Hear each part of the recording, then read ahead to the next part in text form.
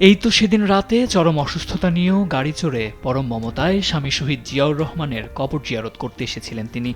দুহাত তুলে স্বামীর জন্য দীর্ঘক্ষণ করেছিলেন দোয়া। কে জানতো স্বামীর কবরের পাশে এটিই ছিল প্রিয়তমা স্ত্রীর জীবিত শেষ আশা। আজ তিনি আবারও এলেন প্রিয় মানুষের পাশে, তবে জীবিত নয়, অনন্ত যাত্রার সঙ্গী হয়ে।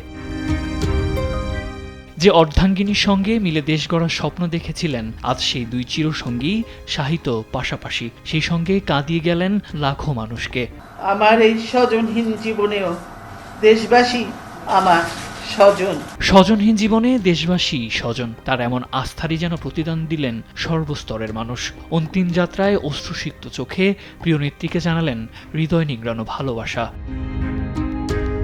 ক্ষমতার মসনদ, রাজপথ কিংবা জেলখানা, কোথাও অন্যায়ের সাথে করেননি আপোষ। এই অদম্য জেদ আর দৃঢ় মনোবলই তাকে করে তুলেছিল সাধারণ মানুষের প্রিয় নেত্রী হিসেবে। রাজনৈতিক চড়াই উতরাই, সংগ্রাম আর ত্যাগ শেষে মহাপ্রস্থানে এই মহীয়সী নারী। দেশের মানুষের ভালোবাসায় চির অম্লান থাকবেন বেগম জিয়া।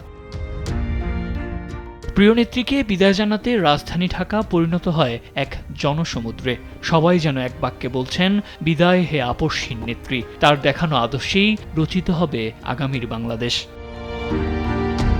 সাদ আহমেদ, দেশ টিভি, ঢাকা।